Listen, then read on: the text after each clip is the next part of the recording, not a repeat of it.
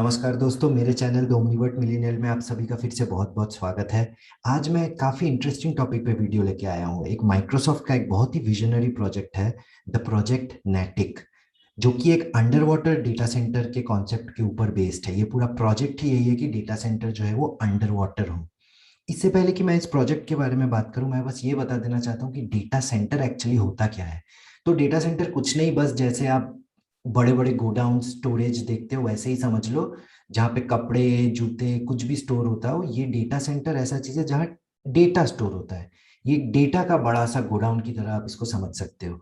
ये जनरली एक बहुत बड़े एरिया लेके, जनरली सिटी के थोड़ा बाहर बनाया जाता है, जहाँ पे एक डेटा डेटा सेंटर के अंदर बहुत सारे केबल्स, वायर्स, रैक्स और हजारों तरह के कंप्यूटर इक्विपमेंट्स होते हैं, जो कि डेटा को स्टोर करने और डेटा का मूवमेंट फैसिलिटेट करने में मदद करते हैं। ऑब्वियसली अदर ऑप्टिकल केबल्स वगैरह भी रहते हैं जो data centre to data centre जुड़े हुए हैं, जो कि आपका डेटा वायर, डेटा ट्रांसफर अच्छे से फैसिलिटेट करते हैं। अब इसमें बहुत सारी प्रॉब्लम्स है जो कि माइक्रोसॉफ्ट को लगा कि इसका solution under water data centre हो सकता है। तो प्रॉब्लम्स इसमें मेनली क्या क्या है? पहला प्रॉब्लम ये है कि ये जो डेटा सेंटर है, ये पूरे दुनिया में कुछ हजार डेटा सेंटर्स ही होंगे जो कि पूरे वर्ल्ड में आपका डेटा इंटरनेट के थ्रू मूव कराते हैं। तो इससे क्या होता है, डेटा लैगिंग होता है। अगर डिस्टेंस काफी दूर है, मान लीजिए एक डेटा सेंटर है एरिजोना में, और उस डेटा सेंटर से अगर आपको इंडिया में बैठ के कुछ डेटा कंज्यूम करना है, तो इसका जो लैग है वो काफी ज्यादा हो जाता है।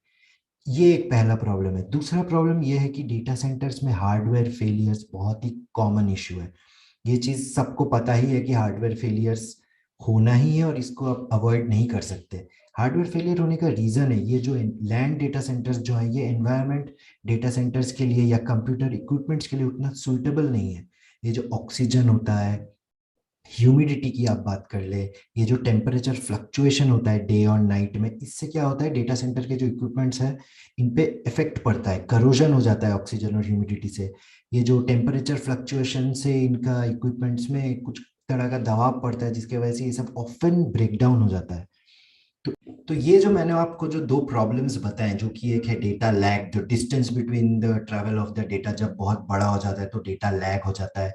और दूसरा प्रॉब्लम जो मैंने आपको बताया, ये ब्रेक डाउन्स, ये जो ह्यूमिडिटी, ऑक्सीजन, ये सब का जो फैक्टर है बाहर लैंड में, ये सब डेटा ब्रेक डाउन करता है। तो इन दोनों प्रॉब्लम्स का सोल्यूशन माइक्रोसॉफ्ट को लगा कि अंडर वाटर डेटा सेंटर हो सकता है।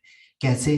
तो उन्होंने सबसे पहले ये देखा कि जो वर्ल्ड का जो 50% या इनफैक्ट 50 से ज्यादा ही परसेंट ऑफ पॉपुलेशन जो है वो 200 metres of coastal 200 kilometres of coastal radius में ही सिचुएटेड है। तो अब इससे क्या होता है कि अगर डेटा सेंटर आप मूव करा के पानी अंडर वाटर डाल दो, तो ये जो डिस्टेंस है ऑटोमेटिक ये कम हो जाता है। More than 50% of the public users को आप डायरेक्टली वही से टारगेट कर सकते हो।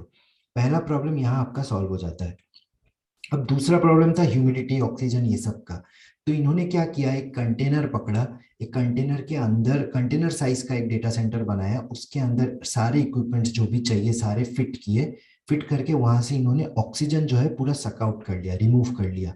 और फिर इस तरह का कूलिंग और हीटिंग टेक्नोलॉजी यूज किया, जिससे कि वो लोग बाहर बैठे बैठे अपने कमांड सेंटर से अंदर का टेम्परेचर और ह्यूमिडिटी दोनों कंट्रोल कर सकते हैं।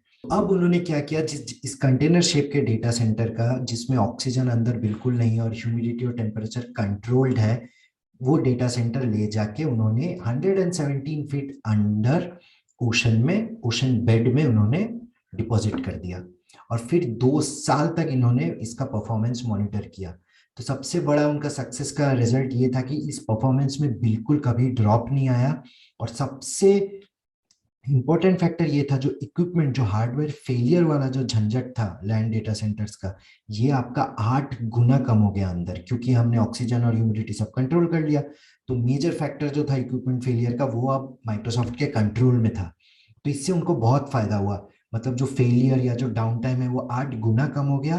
प्लस जो दूसरा जो आपका जो डिस्टेंस वाला फैक्टर था, वो तो ऑटोमेटिकली अगर आप अपना लोकेशन मूव करोगे डेटा सेंटर का क्लोजर टू द पब्लिक करोगे, तो ऑटोमेटिकली वो प्रॉब्लम सॉल्व हो जाता है। तो ये दोनों प्रॉब्लम इस तरह से सॉल्व हो गई। तो माइक्रोसॉफ्ट ने ये दो जो मेजर प्रॉब्लम्स थे, जो data distance of the data travel और दूसरा जो था इक्विपमेंट्स फेलियर, ये प्रॉब्लम हाइपोथेटिकली उन्होंने सॉल्व कर लिया। मैं हाइपोथेटिकली इसलिए कहूंगा क्योंकि ये प्रोजेक्ट अभी तक लाइव नहीं है।